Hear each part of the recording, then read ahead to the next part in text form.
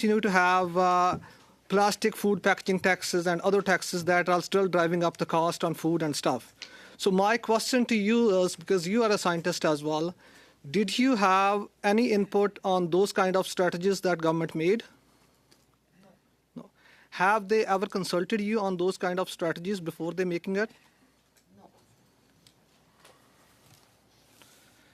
No. In regards to your appointment, you said that your appointment is a good behavior appointment.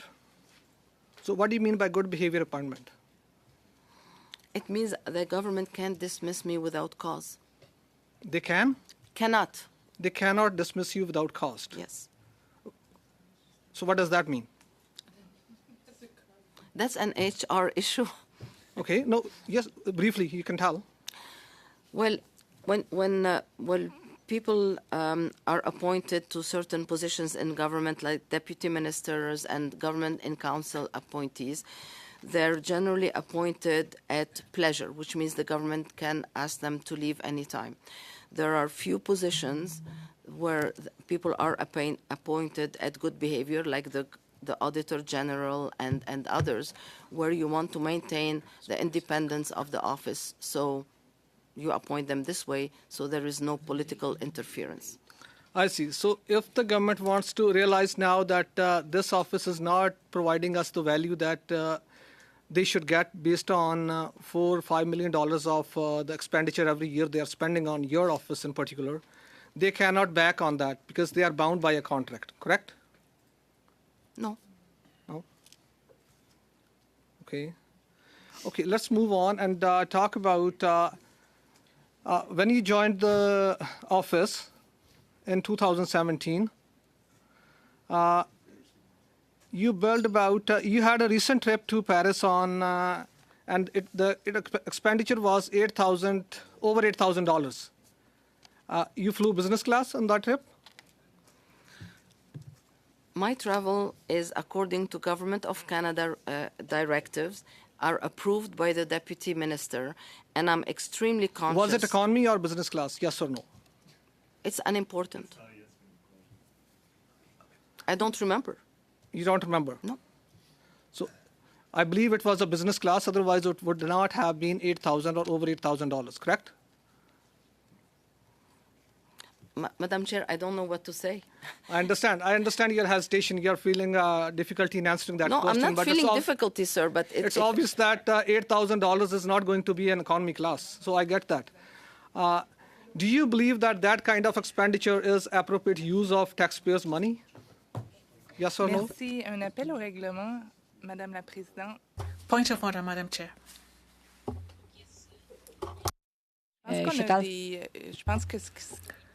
I think what is relevant is to look at the travel guide, the guide for travel for civil servants. We can present that to the committee. That may answer many of the questions being asked. So I was saying that, do you believe that that kind of lavish trip of $8,000 per ticket are good use of taxpayers' dollars? Yes or no?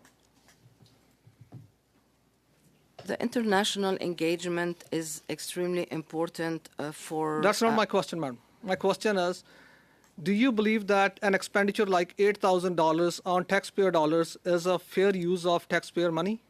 Yes or no? I cannot answer the question yes or no. Let's move on.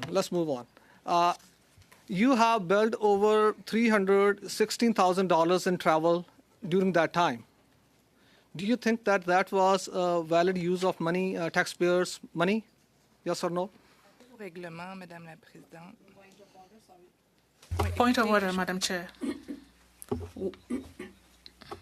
We have important subjects to discuss, science and so on.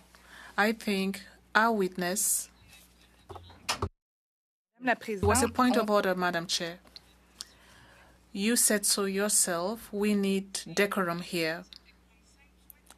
He's been asking the same question 5 times.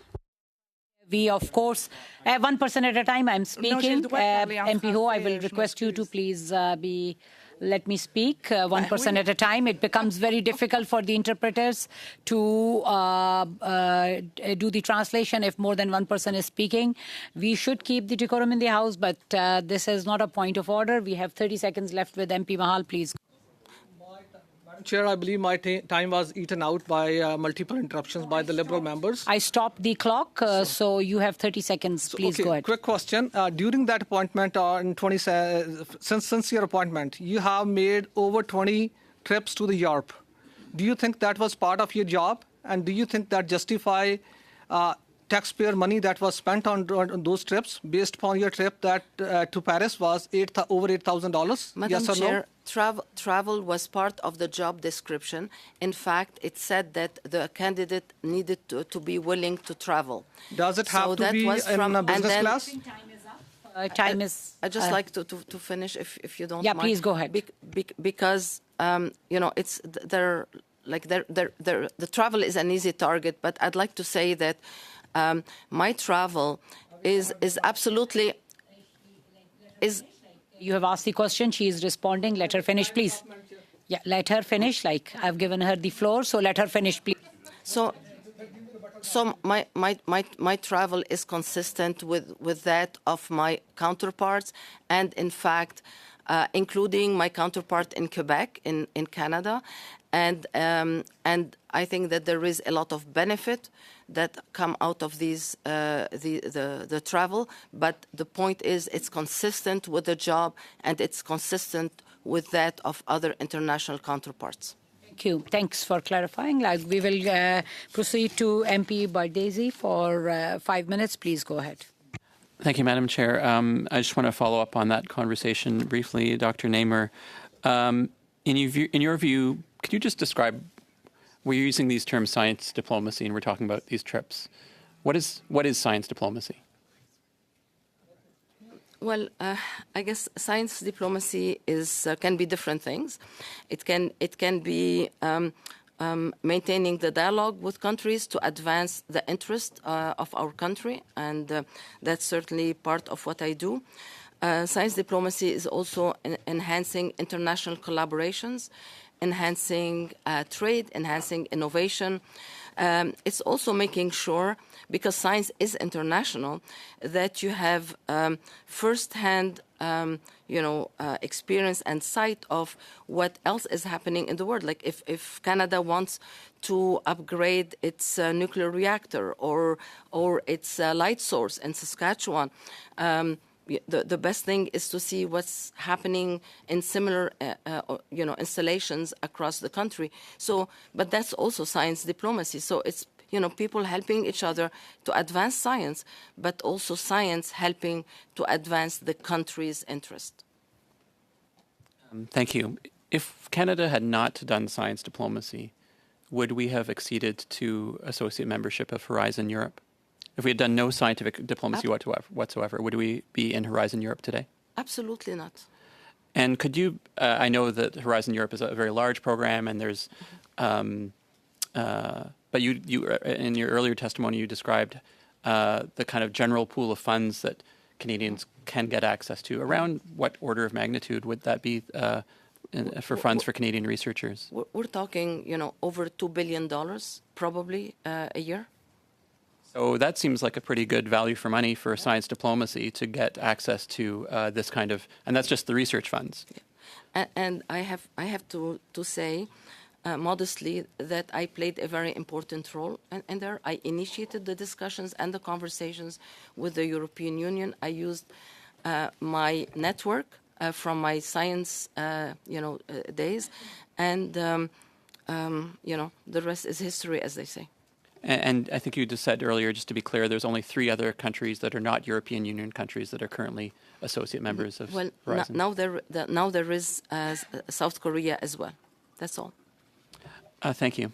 I want to pick up on, and I just want to note, I guess, that you're noting that the broader benefits to science diplomacy includes nuclear cooperation and nuclear investment, which is a very international market. Absolutely. I mean, even AI and quantum are international. So and we can do it alone. So we do need to work with allies, with countries that are strong, but like us are not cannot by themselves compete with the two giants. I want to pick up on some of the questions Mr. Baldinelli was asking around the Canadian Council of Academies report and the state of science investment and its role in innovation policy. And I think we share a concern about the lack of downstream investment that comes from the scientific investments that we do make into commercialization, into economic benefit. Broadly speaking, what policy advice do you have for us in this committee with respect to that issue? Yeah, it's a very important question, and I think that what we suffer from is another case of the silos, of the research being on one side and then the commercialization being on another, so industry on the one side and then the academic, and we have like valleys of death, not just one but two actually, from moving discoveries that are at the university to innovation.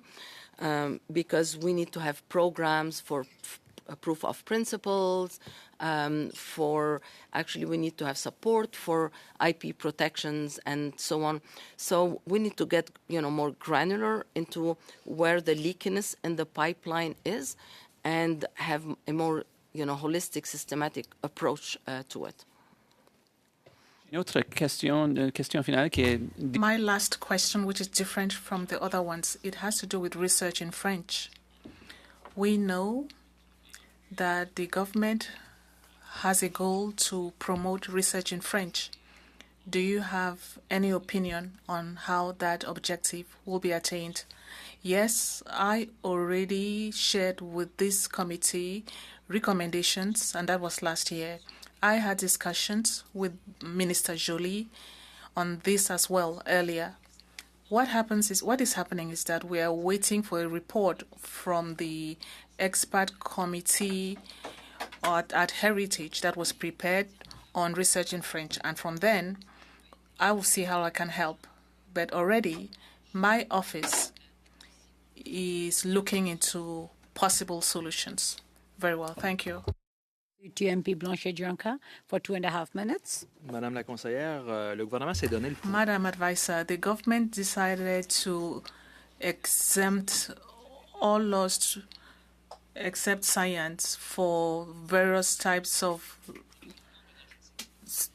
projects, including pipelines. Were you consulted to make sure that those projects will be subject to rigorous scientific and independent assessments? That's a very important question. I already approached the CEO of the Major Projects Office to start discussions with her to see how I could help her, how my office can support her, because science is going to be important to tell us what the risks are and to give us options and so on. Yes, we are engaged. So for now, you were consulted, you provided scientific recommendations concerning the list of major projects on the table. No.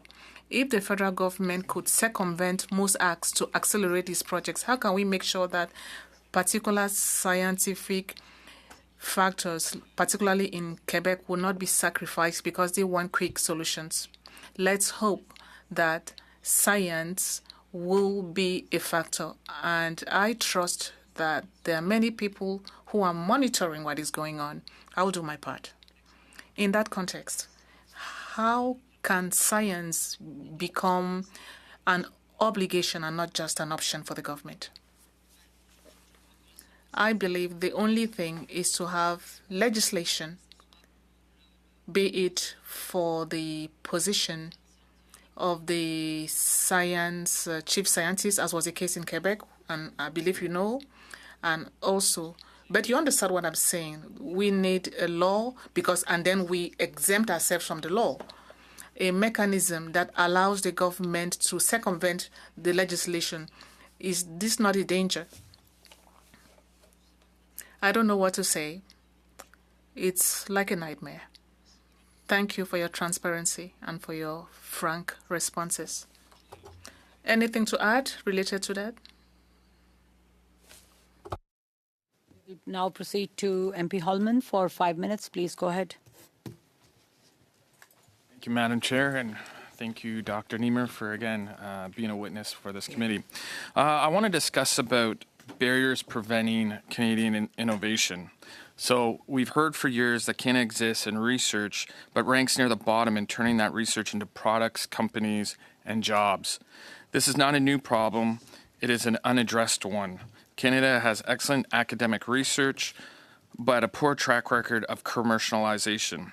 So, Doctor, in your view, what specific federal policies are failing, and why hasn't your office been more forceful in pushing government to remove the barriers preventing Canadian innovations from reaching the market?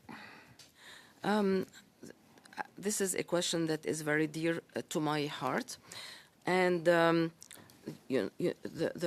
problem is that we have many programs. We don't have we have a number of policies. The objective is good, but I'm not certain that all these policies actually work together. On the one hand, on the other, for as long as I can remember, successive governments of different colors have actually tried to tackle this. So I think that we need a transformative thinking on it. And, I was mentioning that, we need to be both holistic, systematic, but also gradual, because in different sectors, the problem is different. And what works for one doesn't work for other. The ecosystem in Canada, the industrial ecosystem, is very different from other countries that we try to compare ourselves to. So I am, of the view that we need a science, technology, and innovation strategy where we state clearly, our objective of invigorating the research, but also of enhancing the translation into public good, and go about it. See what is it that we have that is useful, what is it that's not working, and then change it. So a follow-up question, Doctor. So your advice that that your office may give, if the federal government continues possibly to ignore that advice on commercialization bottlenecks, are you prepared to publicly identify which departments or policies are impeding that progress? I'm not saying they're ignoring my advice. We're right now taking pieces of it, and we'll be providing advice. And by the way, the advice will be also, the reports will be made public. So I think that the government is seized with that, and my conversations within the Department of Industry, they're certainly trying to review all the, different programs and trying to get a more harmonized approach to that. I think we all want to see, impact of the investments. There's no question about it. It's just that we have to accept that we need to do things differently. Okay, thank you for answering that question, Doctor. Another question, sort of a different topic on hand, but as Chief Science Officer, you assess and recommend improvements to federal scientific infrastructure and the science workforce, including in high-demand fields such as artificial intelligence. Canada faces acute shortages in AI-enabling infrastructure such as data centers, grid capacity, and compute resources, exacerbating the brain drain talent to the U.S., as highlighted in previous R&D studies. What is your office recommending Canada do to ensure we retain our scientific talent? We've strongly recommended, and the government has, started, looking into the resilience, the sovereignty for the data centers, the compute. We have a long ways to go. I mean, we're competing with the IBM and the Google of the world, but it's important. It's our future that depends on it. But we need the industry to work hand in hand with the government as well. Okay, and we'll continue with another AI question, Doctor. Are there guardrails, conditions on new budget spending around artificial intelligence to ensure that the funds actually have economic benefit to Canada? For example, Huawei received $100 million in R&D funding after their tech was banned in this country. We need to ensure taxpayer dollars benefit Canada, not China or the competitors. So again, are these funds in the budget actually have economic benefit to Canada? I can answer when it comes, to on the research side, that all these programs have to undergo Treasury Board submission, to be able to expend the money, and whatever government guidance, ought to be there. Again, I'm personally of the view that we need to invest in our people and in our organizations as much as possible. And that's a view that I held before even taking this role here. Thank you. We will now proceed to MP Jethal for 5 minutes. Please go ahead. MP. Yes. Merci beaucoup. Thank you very much, Dr. Neymar. Since we are both passionate about agriculture and agri-food, I'll continue on that topic. And I must tell you that your role is absolutely essential because there are very few sectors that are as innovative as the agriculture sector because they are facing constant challenges from nature that is becoming more and more capricious. And for us to prosper, we must innovate, find innovative soil solutions. How can we find plants that are more resistant to drought, for example, to floods as well, and new technologies? We heard a lot about artificial intelligence as well, and this is being used in Canadian farms. We are also talking about the reduction of methane and new innovative tractors. I would like to come back to that because in my sector, I've heard a lot about innovation in universities and in the farms. Agriculture Canada has research centers. Health Canada also has research. Environment Canada is engaging in research as well.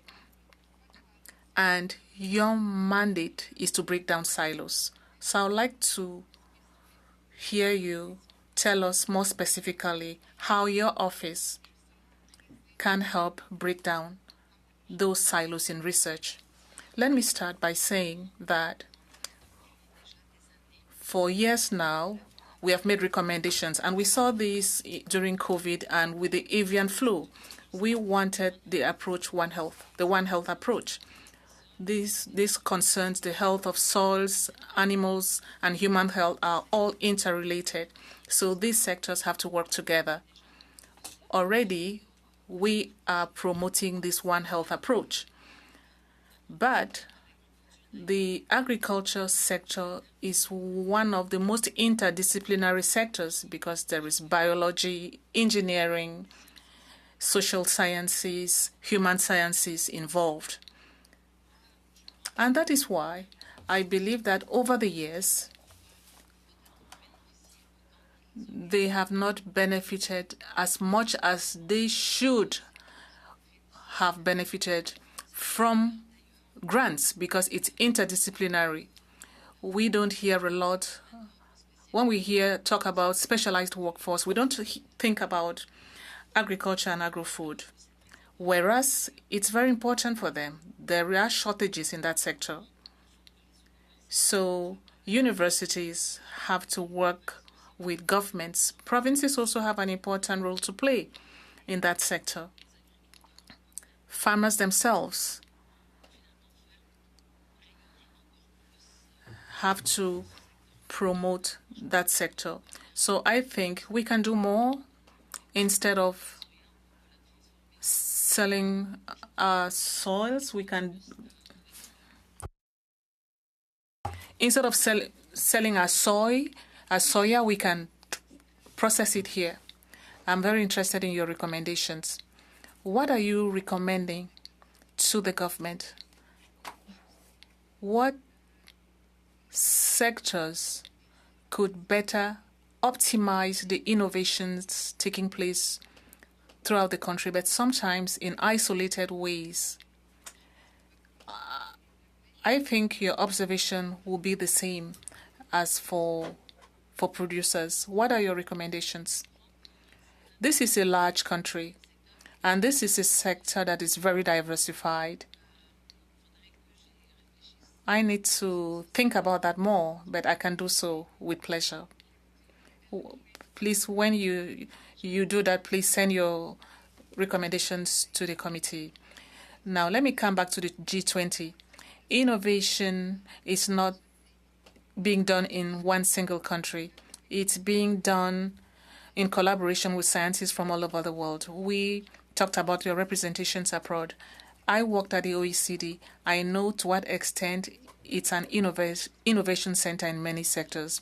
So could you tell us about your experience? Could you tell us what you go do abroad? The OECD is a good example.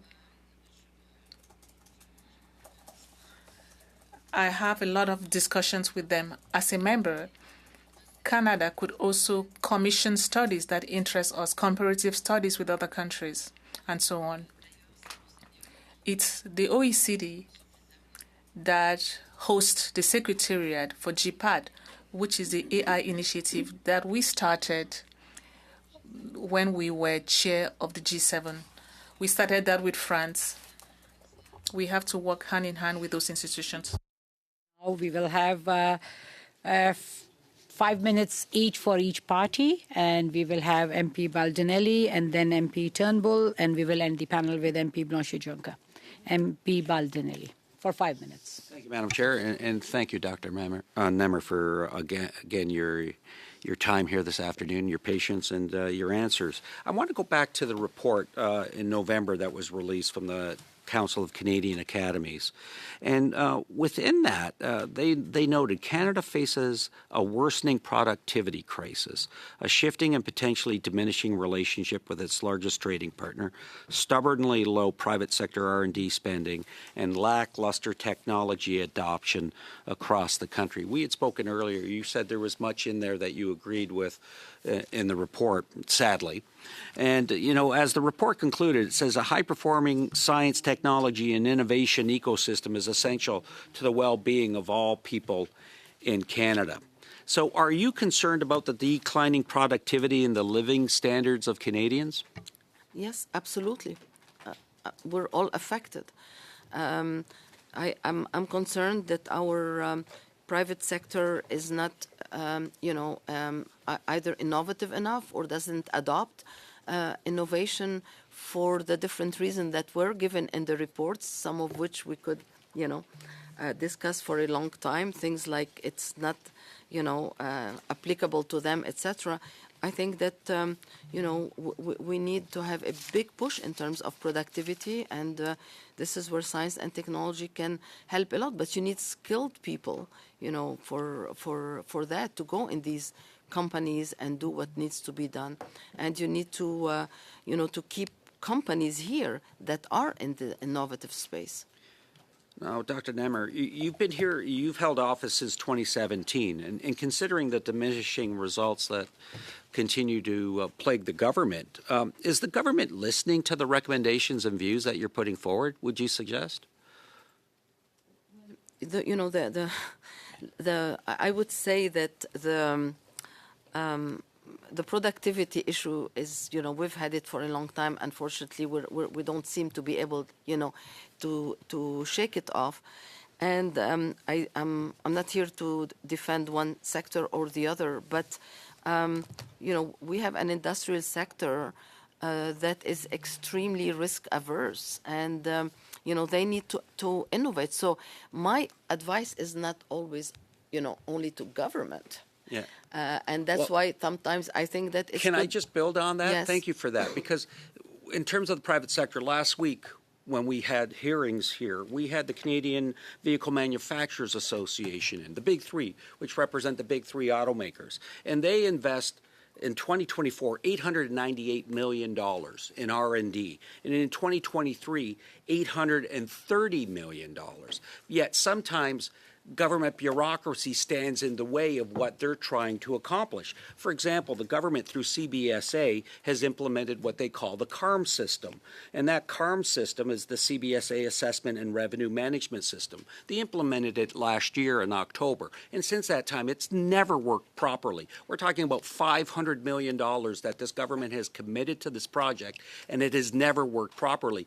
In fact, if you look at the contracts, I don't even think the government owns the technology outright. So when we heard this coming from the big three automakers saying they're having difficulties through that system, just acquiring a temporary import letter to bring in vehicles so they can do the research on these vehicles and then ship them back to the United States. Is this something that concerns you? Is this something that you can take some action with through your office to make recommendations to the government, saying you're putting roadblocks in the way of almost $1 billion in private sector investment in Canada, which needs to be corrected? They made the mistake by implementing something that never worked properly, and they're standing in the way. They're helping to drive away private sector investment in Canada. Nothing, to do with it. It sounds like a complex issue with the borders and duties and whatnot. But I'll just say that sometimes academics have also suffered from some of these, importation rules for samples and others, and perhaps I might take a look and with the colleagues at Border Services of what's going on. And lastly, if I could, again, the government had asked its government department and agencies to see if it could find savings of 15% over 3 years. Does that impact your operations in your office? Yes, it does. We have budget cuts like others. Okay, thank you. Madam Chair, how much time? 2 seconds. Thank you. We will now proceed. Yeah, thank you for your time. We will now proceed to MP Turnbull for 5 minutes. Please go ahead. Great, Chair. Thanks for having me. I'm visiting this committee, but I was on this committee for a while. And, Doctor, you visited our committee numerous times while I was on it, and always appreciated your testimony and your expertise and the critical role that you play as the Chief Science Advisor here in Canada. We believe in science. We want to see the scientific community, the research ecosystem grow, prosper, develop, and see wider adoption and uptake of the innovations that are, often stem from scientific research, but eventually can work their way out into our industries and contribute to the lives of Canadians and the standard of living that we all enjoy and improving it. I want to ask you about the research security framework, though. I know members opposite have brought up a comment about Huawei, and I know our government did considerable work when I was Parliamentary Secretary to Industry to implement a national security set of guidelines to ensure that the Tri-Council and that any applications for federal research dollars has to go through a rigorous approval process. Could you speak to that very briefly? Yes, I think that few years back we looked into research security, especially in academic settings and within the government, because the reality is that the industrial sector doesn't need any lessons, from us, because they know all about industrial espionage and so on. But for academic institutions, they didn't have necessarily the expertise to do it. So the government has put forward I think a comprehensive approach, which includes both supporting universities and researchers in terms of training and some resources, but also clear indications of which technologies and which that we can or cannot collaborate, and which institutions.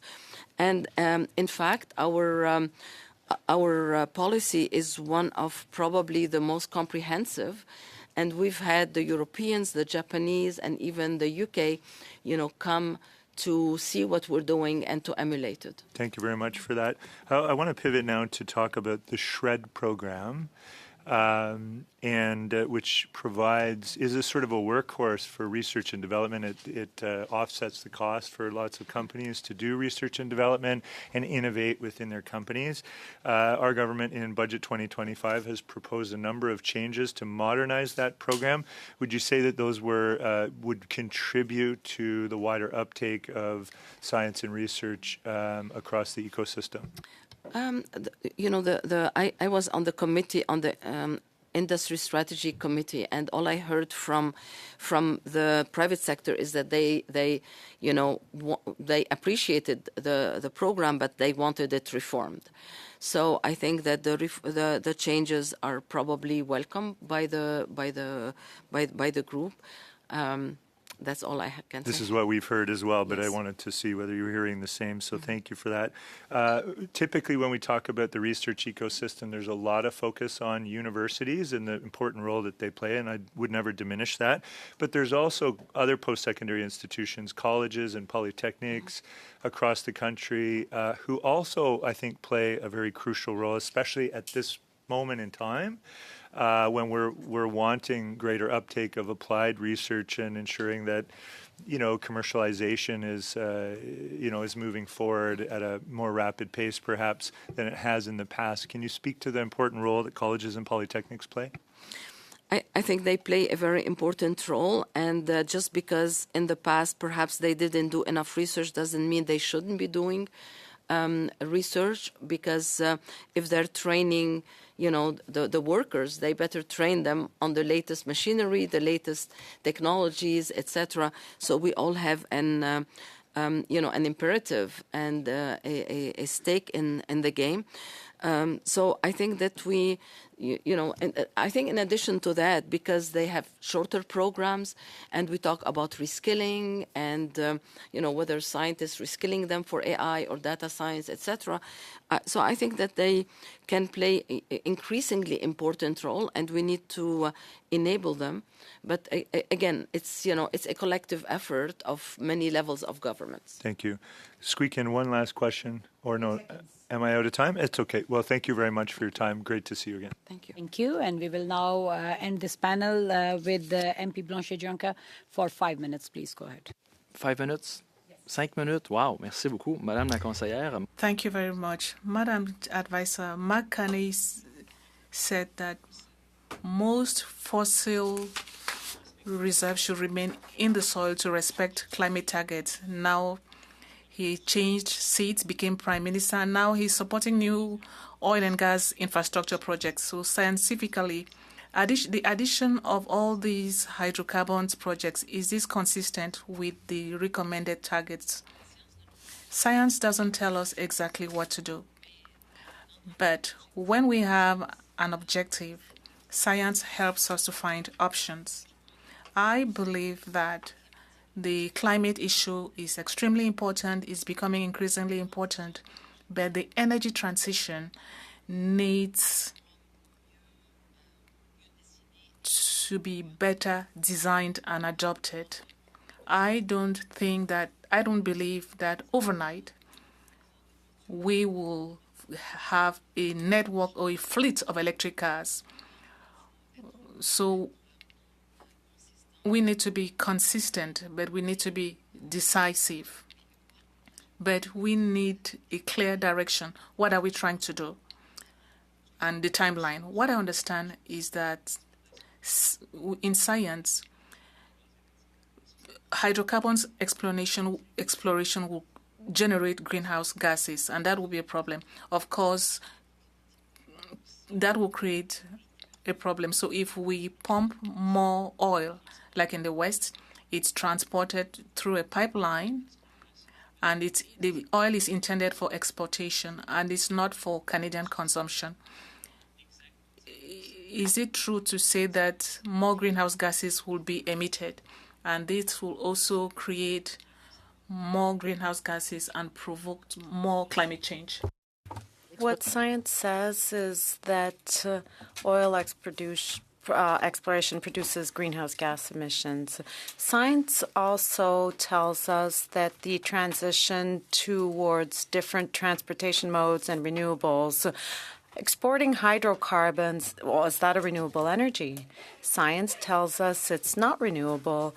Can you guide us? What do you recommend for the government or population? What type of energy should we prioritize for the energy transition? It's a complex question, of course, but some energies are better suited for the transition. Liquefied gas, natural gas, for example. And yes, we do have options. It all depends on what we have. In an ideal world, we would like to have energy sovereignty. We don't want to depend or have to depend on anyone else. But we also want to export energy, and preferably renewable energy. Now, how the governments will undertake this, I think it's a question that goes beyond science. Yes, I understand.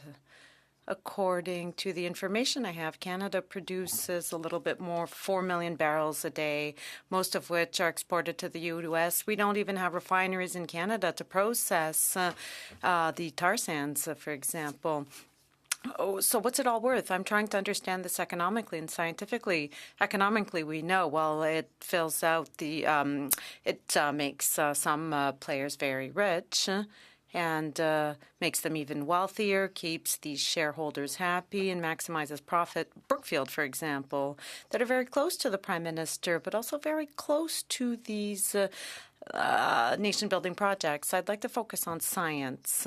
How can we think that national interest or nation-building projects are important if they don't even pass the test of environmental and scientific assessments? How can we tell them they're good projects? They're good for the wallet, but not for the planet. I'm not sure, but I haven't seen another planet for sale on Amazon or Marketplace, so I'd like to hear your point of view as a scientist.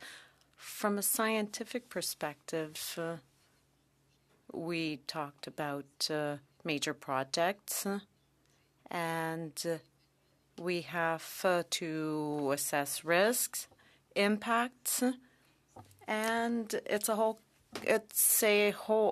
question of balancing out risk and benefits.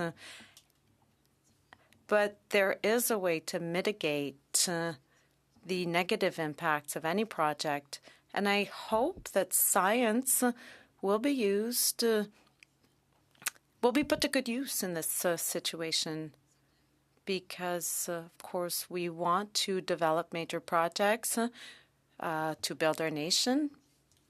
The rapid train, for example, which is very near and dear to my heart. Is Rimouski on that line? Trois-Rivières? Yes.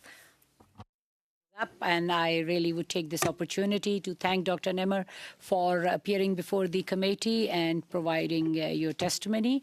And is it the will of the committee to be adjourned? Yes. Okay. So the meeting is adjourned.